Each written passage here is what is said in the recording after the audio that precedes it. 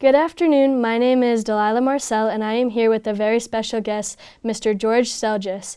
Thank you for being here. We are very happy that you chose to be part of this exciting project. Well, thank you for giving me this opportunity. Hi. Okay, so I'm just going to ask some standard questions. So first is, what branch of the military were you in? The Army. The Army? That's... whoa. Yeah. Why did you choose that branch? Well, it came down to either the Air Force or the Army for me. When I was a little kid, I wanted to be a fighter pilot, but my eyesight went bad, so that was out. And then it was the logical choice because with the Army, my great-grandfather fought in the Spanish-American War. My grandfather was in the horse-drawn artillery, New York National Guard, prior to World War I. My father was drafted into the Army during the Korean War, so I was fourth generation. Yeah. When did you serve?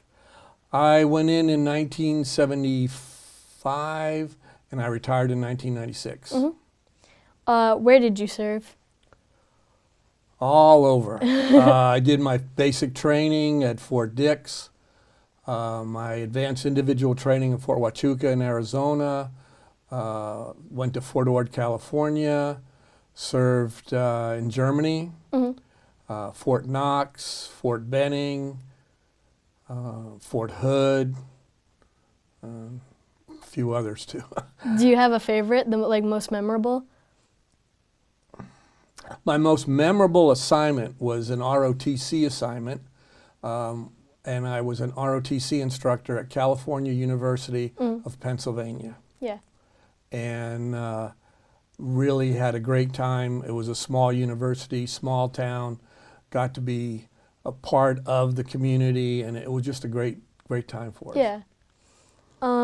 So what were some of the reasons that you joined the military? You said you had family who was in the military, but...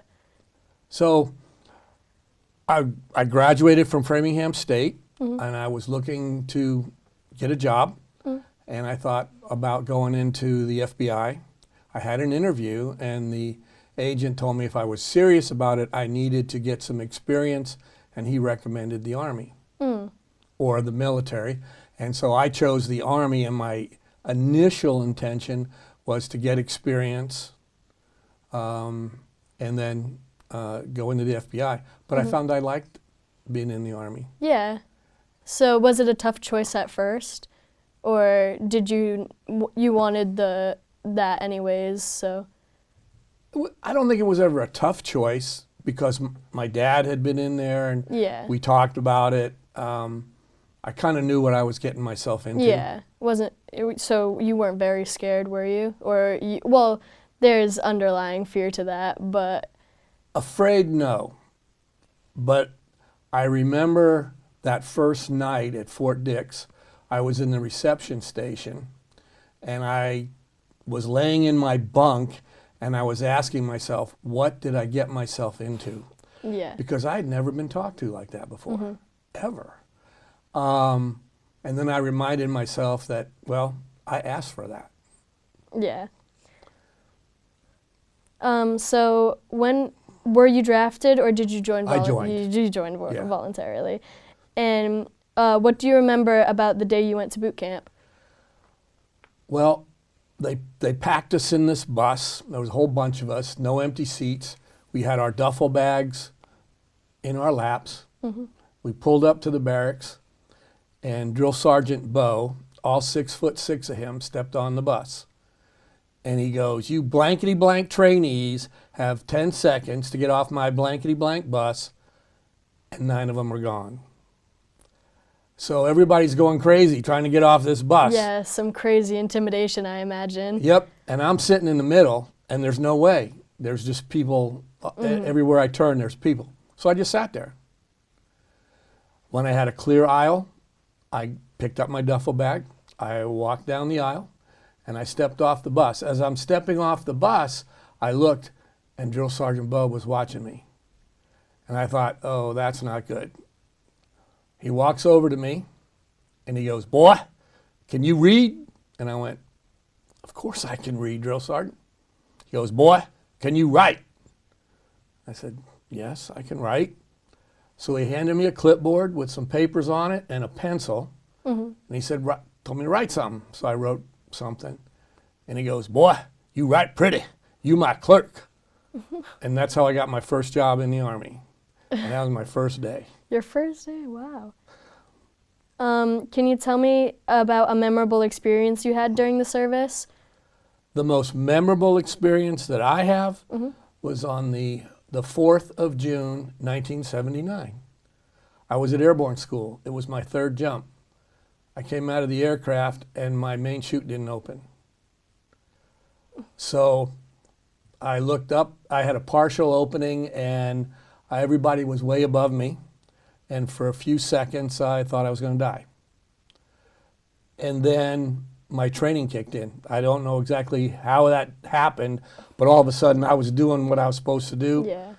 I deployed my reserve, and that was the prettiest sight I've ever seen. This big reserve chute popped open, and my guardian angel grabbed a hold of me and guided me, and I landed in a pile of sand. Only time I ever landed in a pile of sand. And so, yeah, I've kind of remembered that. Well, a little panicked, but it left you with a good memory. Yep. What was the most challenging part of your time in the military? Being away from my family. When you get married to be with someone. Yeah. When you have children, you want to be with them. If you're serving in the military, you're going to miss a lot of things. So I missed a bunch of birthdays. I missed holidays. I missed school events, first words, first steps, that kind of thing. I was lucky, though, because I was there for all 3 births. 2 of them, I got back just before they were born, within 2 weeks. And the 3rd one, I left 2 days after she was born. Yeah, very lucky. So, but I was there. Yeah. What are you most proud of from your time in the military? Was the time that I earned my commission as a 2nd lieutenant down at Fort Benning, Georgia, and my father and my wife got to pin gold bars on my shoulders. Honorable. How did your service shape you as a person? Well, it taught me 4 valuable lessons, life lessons, and it shaped my leadership philosophy. So lesson number 1, you can always do more than you think you can. Yeah. Okay. Lesson number 2, a group of people working as a team can always accomplish more than a group of individuals. All right. Number 3, it's okay to be afraid. You just have to control it. Yeah. Because fear is natural and it's normal. Okay. And the last lesson, before I went to officer candidate school, Major Kennedy called me aside and made me make him a promise. And that promise was that no matter how far I got in the military, no matter how much rank I earned, I would never forget I was no better than the lowest ranking person in my unit. And then that formed my leadership philosophy. See, to me, a leader gets an umbrella. And the more rank you get, the more people that are under you, the umbrella gets bigger. And the umbrella is there for you to protect and care for the people under you. So that's my basic leadership philosophy. Yeah, it's amazing. Did your military service lead you to work? Did your military service lead you to work after you left the military? Yes. Once I retired, I became a junior ROTC instructor at a private boarding school for at-risk boys. Yeah. Do you want to explain about Okay, so junior ROTC is a course that you teach citizenship, first aid, leadership, and I was at a military school, so we wore uniforms, and it was a great experience. I really enjoyed it. Yeah. Sure. Oh, there is more. Do you have any advice for someone considering joining the military? Well, my advice would be, if you're going to consider going into the military, don't look at it as a job. Don't look at it as a career. Look at it as a way of life. and you have to make that commitment. You also, if you're going to have a spouse, your spouse has to make that commitment too, because the one that's serving in the military is going to be gone. Mm-hmm.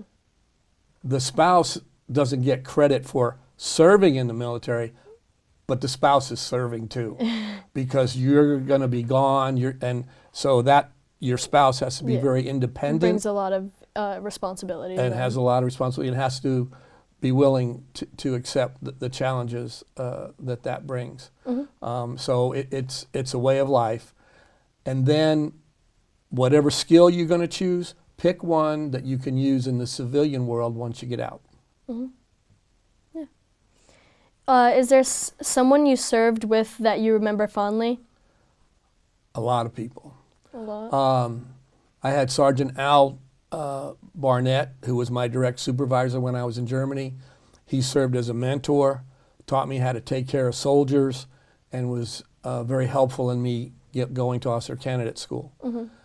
Major General Oliver Dillard, for some reason he liked me, called me into his office one day and asked me if I wanted to go to officer candidate school. Of course I said yes. Yeah. And that was a life-changing event for me. Once I became a lieutenant, there was Captain Larry Hamilton, and he was my first commander as a lieutenant. He taught me how to care for soldiers, how to be an officer, and to do it right. Mm-hmm. And then once I became a major, there was Lieutenant Colonel Al March, and he taught me how to be an operational tester. Mm-hmm.